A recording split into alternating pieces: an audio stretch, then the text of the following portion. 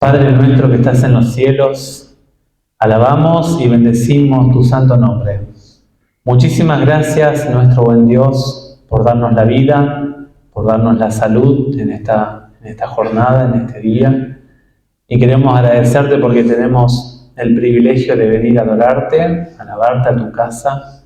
Y queremos solicitarte, oh Dios, que tu presencia nos siga acompañando. Que podamos salir transformados, fortalecidos por tu palabra en esta ocasión. Bendice a los hermanos que estamos aquí, Señor, cada uno con sus dificultades y sus problemas, y que encuentren en tu palabra consuelo y fortaleza. En el nombre de Jesús lo pedimos. Amén. Amén. Muy buenos días, muy feliz sábado, ¿cómo están? ¿Andan bien? Bueno, qué alegría poder compartir en esta ocasión el mensaje en esta mañana. Deseamos que Dios nos hable, que nos instruya. Y queremos hablar acerca de un tema que sinceramente no he escuchado mucho y quiero que compartamos. Primeramente, este tema me ayudó a mí y por eso se los quiero compartir, porque acá tenemos varones, acá tenemos mujeres, tenemos niños, niñas, tenemos matrimonios, tenemos novios, novias, y tenemos también estudiantes que están conectados con esto que vamos a hablar. En esta mañana vamos a estar hablando acerca de la ideología de género y la Biblia. Es un tema que no se toca mucho, lamentablemente. Ahí sí tenemos el power. Por favor, Lucas, muchas gracias. Siempre ellos son nombrados desde el frente, ¿no? Gracias, Lucas. La ideología de género, hermanos, está inmiscuida en ambientes académicos, está inmiscuida en disciplinas como la antropología, el derecho, las ciencias políticas. Gracias. Está relacionado con la filosofía, está relacionado con la sociología, y lo más importante en esta mañana es que también es un contenido transversal a la teología. Y esto es lo que a nosotros nos debe llamar la atención como iglesia. Vamos a estar compartiéndoles en esta mañana algunas ideas. Quiero compartir algunas citas. En educación trabajamos en segundo año de la secundaria. Por si hay algún padre que por ahí no sabe qué se le da a su hijo en el segundo año de la secundaria, se da la construcción del Estado argentino. Y en ese marco se enseña lo que es el poder judicial, poder ejecutivo y el poder legislativo. Y dentro del marco legislativo, nosotros trabajamos con toda la producción de leyes que se han hecho en la República Argentina. Y tengo en mis manos un libro que trabajamos en el secundario, que la verdad que lo estuve leyendo, lo estuve analizando y quiero compartirles algunas cuestiones que algunos pensadores, educadores, están comentando en este sentido. La ideología de género, tenemos que definir primeramente qué es la ideología de género, para saber más o menos a qué nos enfrentamos. En segunda instancia vamos a estar viendo cuáles son los postulados de esta ideología en relación a la Biblia.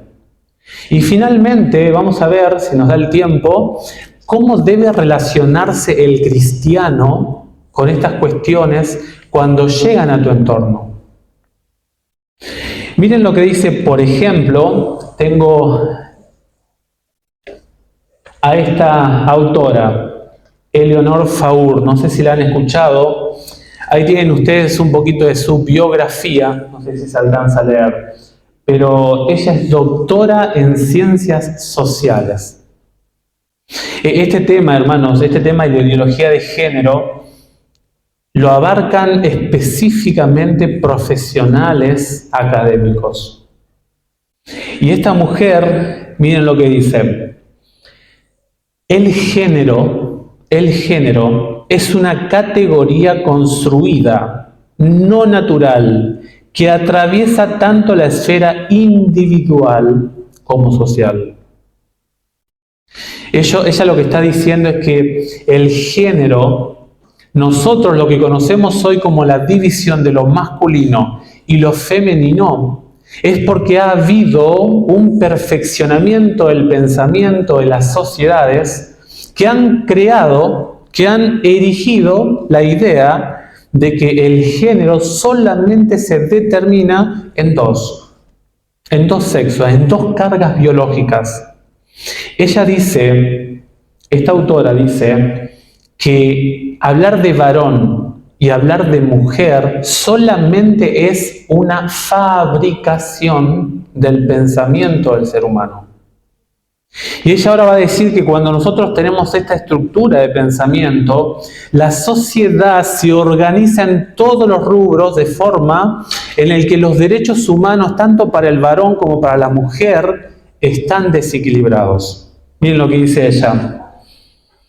Influye de forma crítica en la división sexual del trabajo, la distribución de los recursos y la definición de jerarquía entre hombres y mujeres en cada sociedad. O sea, como empezamos mal, como la sociedad ha formado esta idea de que solamente existe el varón y la mujer, toda la estructura social que se erige es desordenada, es desequilibrada. Y esto afecta en el trabajo, en cómo se distribuyen los recursos. Ella sigue diciendo, en suma, la construcción social y cultural de las identidades y relaciones sociales de género redunda en el modo diferencial en que hombres y mujeres pueden desarrollarse en el marco de las sociedades de pertenencia. O sea, hay una microvisión local de esta estructura universal. Ella dice, como toda la humanidad se ve bajo este lente, a nivel local ocurren estas cuestiones que ella está diciendo. Otra autora que, a ver si la tengo allí, esta es muy importante. No sé si han escuchado de Judith Butler. Saben que ella es una escritora muy reconocida, norteamericana. Ella nació en el siglo pasado, en 1956, es lesbiana y tiene un montón de doctorados honoris causa. Son millones los dólares que se le paga a esta mujer por cada conferencia que hace. Es una mujer muy prolífera en el mundo de lo académico. Es una de las puntales, por así decirlo, de la cuestión de género en el mundo académico. Ella, por ejemplo, va a decir cosas que yo les voy a mostrar más adelante y va a hablar de algunos conceptos que nosotros tenemos que empezar a pensarlos. Acá les muestro solamente dos ejemplos de dos profesionales. Hay un montón. Por ejemplo, hay otra que se llama Guaciras López Louro, una pedagoga brasileña. Dice esto, miren. Las identidades sexuales y de género ganan sentido socialmente. La inscripción de los géneros a mediados del siglo XVIII, femenino o masculino, en los cuerpos es hecha siempre en un contexto de una determinada cultura y por lo tanto con las marcas de esa cultura. O sea, lo que están diciendo estos pensadores es que el entorno, la cultura, tu familia, tu iglesia, o sea, la religión, te ha fomentado la división de estos dos géneros que se manejan, varón y hombre.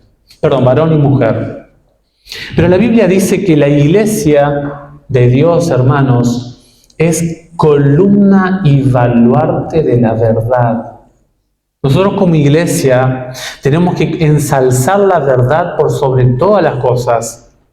Pese a que diferentes profesionales en el mundo académico estén hablando de estas cuestiones, nosotros como iglesia tenemos una responsabilidad. Saben que en 1950, quizá alguno se acuerda de esto que les voy a decir, pero la palabra género estaba íntimamente ligada a la gramática. Cuando decíamos nosotros género, estábamos hablando de sexo y género, era lo mismo. Por ejemplo, nosotros decíamos automóvil, ¿no? Es un sustantivo masculino, de género masculino. Nosotros decíamos la casa, ¿no? Es un sustantivo de género femenino. Y en ese marco, en los años 50 del siglo pasado, se usaban de forma indeterminada estas dos palabras. Eran como sinónimos. Pero saben que empezaron a levantarse diferentes filósofos, como por ejemplo Michel Foucault, Jean-Paul Sartre, por ejemplo Simone de Beauvoir, filósofos que empezaron a expandir ideas diferentes en cuanto al concepto de género. Empezaron a decir, puede existir la posibilidad de que un varón esté preso en un cuerpo de una mujer. Puede ser que una mujer esté presa en el cuerpo de un varón. Y puede ser ahora que lo psíquico mío no se relacione de forma ordenada con la materia física que soy yo. Lo que hace la ideología de género, lo que empezaron a hacer estos autores, es fracturar, es discriminar la formación holística del ser humano. Mi sexo me dice que soy varón, pero mi psiquis me dice que puedo no identificarme con mi sexo. O sea, lo que decían estos pensadores es, no hagamos una educación heteronormativa. ¿Qué significa esto? Que solamente se conciba como bueno o malo, o lo educacionalmente aprobado, como si fuera solamente lo relacionado a varón y a mujer. Y esta propuesta filosófica llegaría a ser lo que hoy conocemos como ideología de género. Hermanos, hay profesionales que están hablando que existen más de 5 géneros. Hay profesionales un poco más valientes que dicen que existen más de 30. De paso, en el portal del Ministerio de la Educación, ustedes, después les paso si quieren el QR, pero hay un apartado para identidad de género. Si no mal recuerdo, conté 37 tipos de géneros diferentes. Pero hay algunos profesionales más osados y se animan a decir que hay más de 50 géneros. Algunos de ellos se los traje para compartir. Por ejemplo, transexual. Es una persona que adquiere las características físicas de la persona del sexo opuesto mediante tratamientos hormonales o también intervenciones quirúrgicas. Alguien transexual. Alguien agénero o sin género es una persona que no se identifica con ningún género. También tenemos, por ejemplo, el transespecie. Hermanos, esto no es un chiste, ¿eh? Ustedes pongan en Google, pongan transespecie y van a ver a seres humanos con intervenciones quirúrgicas en sus dientes, en su cara, en sus orejas, en su color de piel, que no se sienten representados por su anatomía física, su morfología física, y dicen, el género humano no me identifica a mí, y yo me identifico con una serpiente, con un gato, con un perro, y empiezan a desarrollar conductas de este tipo. Hay algunos más, por ejemplo, los otherkin, los bigéneros, géneros fluidos, asexuales, etc. Ustedes lo pueden buscar después y ver de qué se trata esto. Esta mujer, miren lo que dice ella. Esta cita es fuerte. Sus libros están en inglés, pero pueden buscar porciones por ahí en español. Hay artículos donde se la cita mucho. Pero ella dice esto. Esto está en el libro de El género en disputa que hizo esta autora. Ella dice, hasta que no podamos disolver la identidad sexual, el individuo no se emancipará de la dictadura de la naturaleza. Escuchen las palabras que usa, hermanos. Ella habla de que lo que tú traes desde que naces es una dictadura, que tú te tienes que librar de eso. En cuarto año vemos lo que son los gobiernos de facto con los estudiantes. Y saben que un gobierno de facto, la palabra dictadura, hace alusión a un gobierno, a una forma de gobierno en la que no se respetan los derechos del ciudadano. Quizá algunos ya ustedes vivieron lo que fue una dictadura. Ella está diciendo que el paquete, el envoltorio que traemos nosotros como seres humanos es una dictadura. Y si tú no disuelves tu percepción sexual, biológica, tú no vas a poder ser libre. Es una dictadura de la naturaleza. Dice ella, cuando ocurra esto, se dará cuenta de la completa libertad de elección, de la habilidad de reinventarse a sí mismo en cualquier momento. O sea, cuando logres, cuando alcances a librarte de esa dictadura, recién allí vas a poder encontrar tu verdadera esencia. O sea, no importa tu composición genética, anatómica, biológica, no importa cómo estás compuesta, no tienes que estar sometido a esa composición anatómica. ¿Quiénes son los promotores de la ideología de género? Por ejemplo, la ONU, por ejemplo, la Unión Europea, y un manojo de multimillonarios como George Soros, David Rockefeller, Bill Gates. Todos ellos promueven e invierten, es un negocio multimillonario, hermanos, porque ellos quieren reducir la población mundial. La ideología de género se promueve como diciendo para que las mujeres tengan más derechos, seamos iguales. Pero ese es un discurso que es el cascarón del problema. El asunto es que se quiere homosexualizar a los niños. Se quiere homosexualizar a las mujeres. ¿Y saben cuál es el punto central? Lo voy a repetir un par de veces más. El punto central, hermanos, de la ideología de género es que trata de deconstruir, o sea, lo que la sociedad te ha forjado, la ideología de género dice tenemos que romper con eso, construir, deconstruir, para que la identidad masculina se pierda, para que la identidad femenina se pierda. ¿Cuáles son algunos puntos que tiene la ideología en relación a la Biblia?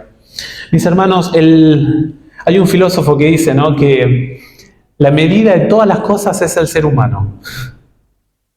Un tal Protágoras, filósofo experto en la retórica ya por el siglo V antes de Cristo. Pero saben que su idea se ensalzó de una forma fenomenal en la Revolución Francesa. Sus postulados fueron registrados y aprobados por las nuevas sociedades después de la Revolución Francesa. Tenemos que dejar de colocar la mirada teocéntrica y ahora tenemos que colocar la mirada sobre el ser humano. La razón es lo más importante.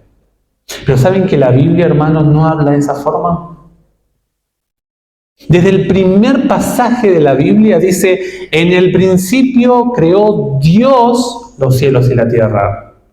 O sea, tú no eres el centro de la escritura bíblica.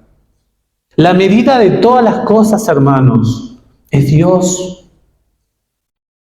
El centro de la existencia humana es Dios para la Biblia. Solamente entre el capítulo 1 y 2 de Génesis hay 56 versículos.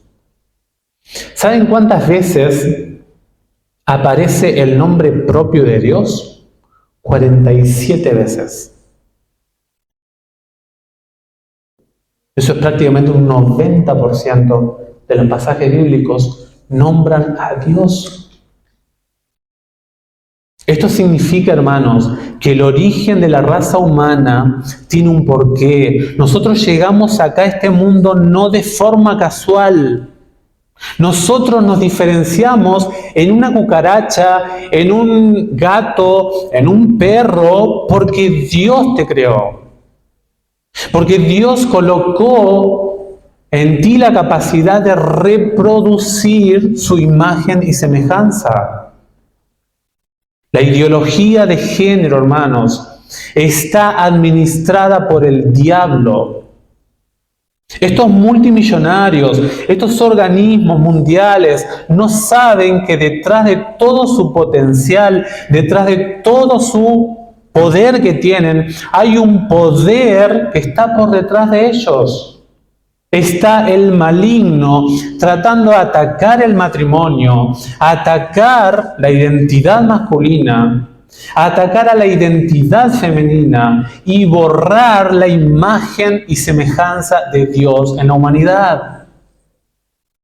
Esta es la razón central de por qué nosotros tenemos que tener en cuenta esta cuestión de la ideología de género. Nosotros no vivimos por instinto. No es como una mosca que nace y muere a los 3-4 días. Si bien el ser humano muere por causa del pecado, pero el programa de existencia que tiene la raza humana no es como un potrillito que nace de la yegua y al minuto está andando. El proceso de la existencia humana es complejo, porque Dios hizo una distinción tanto para el varón como para la mujer.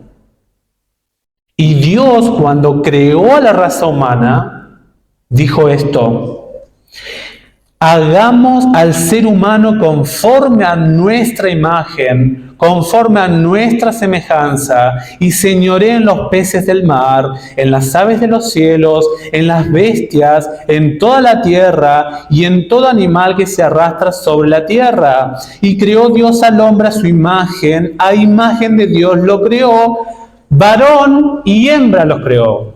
Dios define el género, hermanos. No definen estos autores lo que es el género. Ellos no son la autoridad según la Biblia. Lo que lo define es el Creador. No, hermanos, no.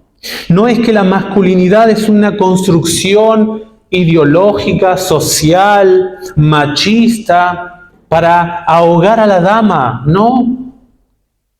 No te sientas culpable, varón de la Iglesia de Malvinas, por ser varón. Quieren hoy en día eliminar el rol que Dios dio al varón según la palabra de Dios.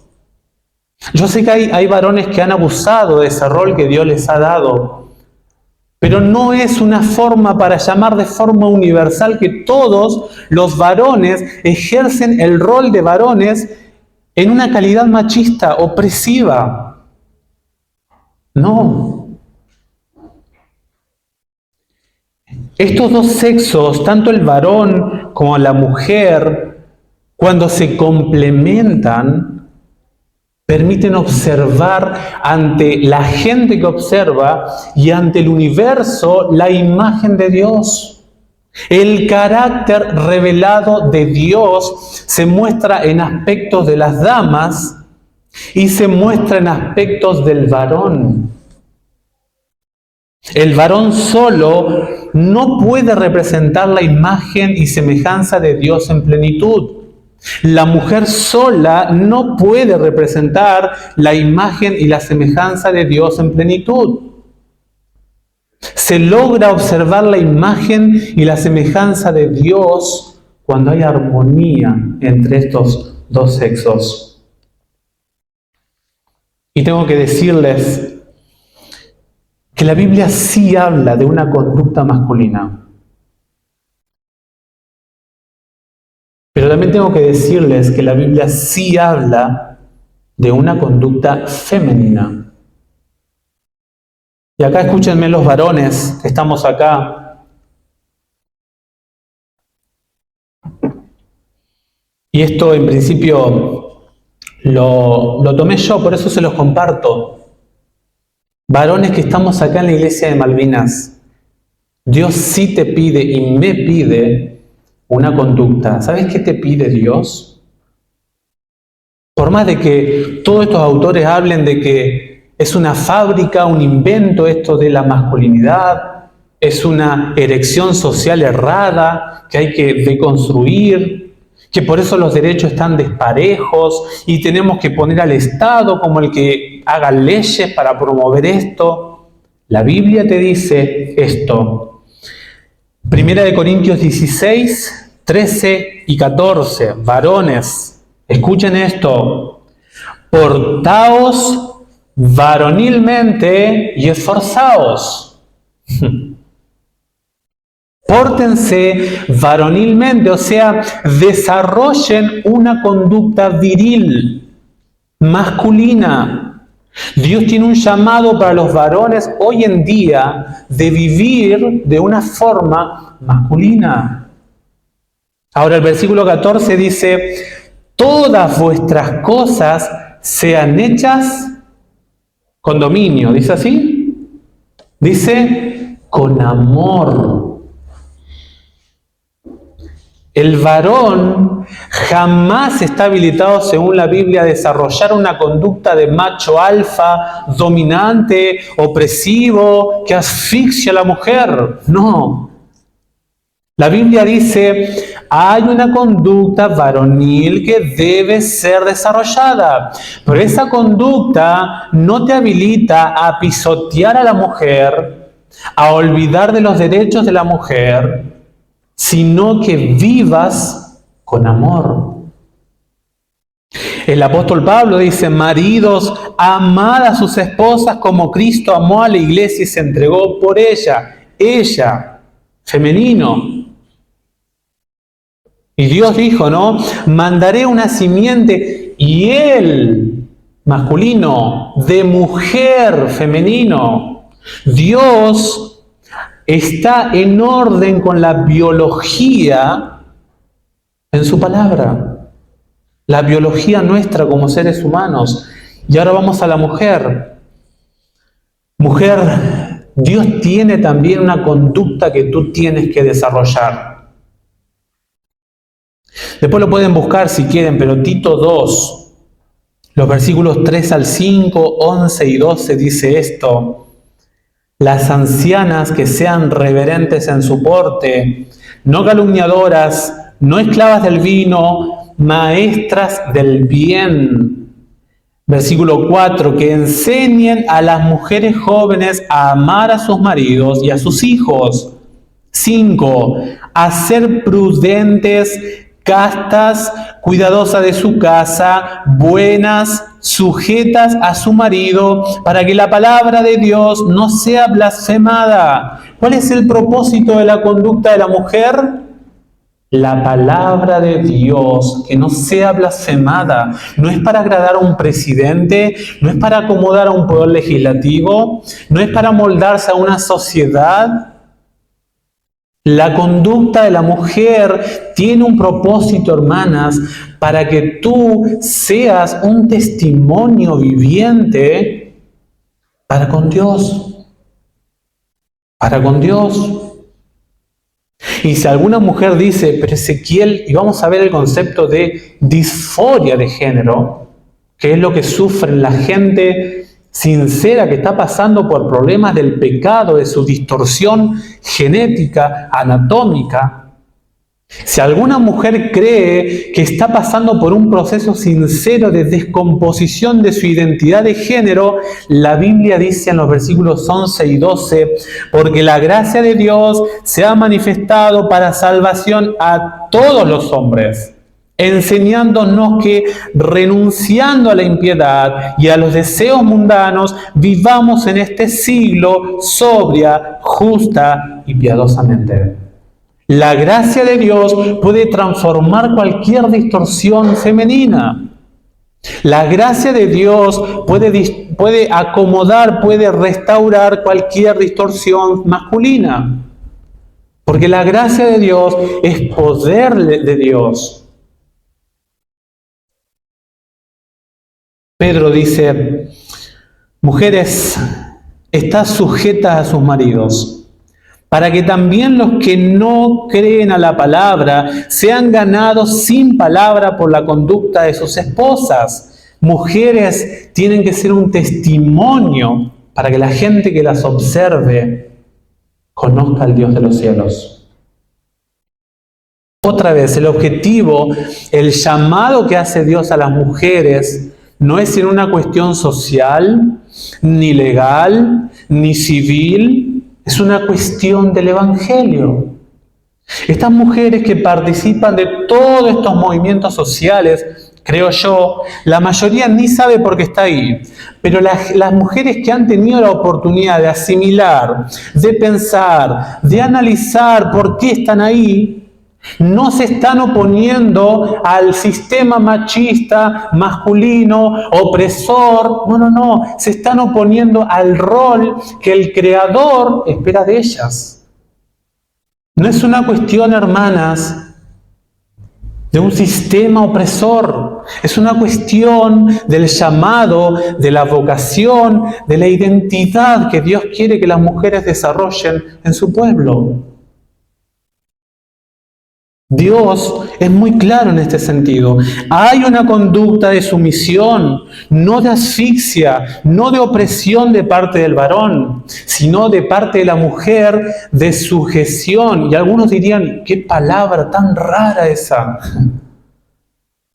La palabra sujeción es tener una predisposición a. No quiere decir que la mujer va a ser atropellada. No. Porque el varón tiene que actuar con amor. Y la mujer se muestra en la persona de Cristo en la sumisión. Ambos muestran la figura y el carácter de Dios. ¿Cuál es el centro del problema de la ideología de género? Quieren borrar la identidad que Dios colocó en ti. Seas mujer o seas hombre. La última parte. ¿Qué tenemos que hacer nosotros como cristianos? ¿Qué podemos hacer cuando vemos estas cuestiones de la ideología de género? Bueno, primeramente, hermanos, debemos orar. Y uno dice, orar. Sí, debemos orar para pedirle a Dios sabiduría, para pedirle a Dios, ¿cómo debo yo actuar, Señor, ante mi hijo que trae esta idea rara por más de que va a la escuela adventista? Padres, ustedes, les hablo acá a los padres, no pueden colocar a sus hijos en una burbuja. Es imposible. Porque el Estado, de alguna forma, la vida en sociedad, de alguna forma, estos conceptos les van a llegar a sus hijos. Tienes que orar. Tienes que hablar con Dios y decirle, Señor, estoy preocupado por esto. Necesito que me enseñes, necesito estudiar esto, porque está llegando a las familias cristianas esta cuestión. Segunda cosa, debemos actuar. No solamente debemos orar. Orar está bien, es correcto, pero debemos actuar. Tuvimos el domingo la participación civil, la obligación de votar, y cada uno de nosotros eligió. Quizá alguno no fue a votar, viajó, etc. Pero cada uno tuvo el deber de analizar cuáles eran las propuestas ideológicas de ambos candidatos que se conectaban con la Biblia. Tienes que actuar. Tenemos que empezar a observar, hermanos, quiénes son nuestros gobernantes, porque nosotros no votamos por colores, nosotros votamos según la conciencia que tenemos basado en la palabra de Dios. Debemos actuar, debemos ser consecuentes. No es que acá en la iglesia soy cristiano y afuera ateo, o no hablo nada, no digo nada. No. Tienes que actuar, tienes que aprovechar cada oportunidad que te da tu entorno. Cada posibilidad que te da un amigo, cada posibilidad que te da tu trabajo, para contar la postura no tuya, sino ser un defensor de un escrito está. Pero para eso tenemos que conocer el escrito está. Estoy tratando de manejar a mis estudiantes cuando me preguntan cuestiones ideológicas. Y una de las formas que encontré para responderles, ¿saben cuál es? Te puedo responder como teólogo. Ah, sí, profe, sí, dígame, ¿no? Es mi profesión. Y empiezo a hablar con el cuerpo de profesionales que estoy alrededor, magíster, doctor, una bestia académicamente, ¿no? Y yo te puedo hablar desde el punto de vista teológico, porque es lo que sé y lo que defiendo. Tienes que actuar. Tienes que buscar la forma de en tu entorno expandir el escrito está. Porque hay un Dios en los cielos que es el que manda. Y hay un Dios de este mundo que es el que trata de expandir las ideas que atacan a la familia del Dios de este libro.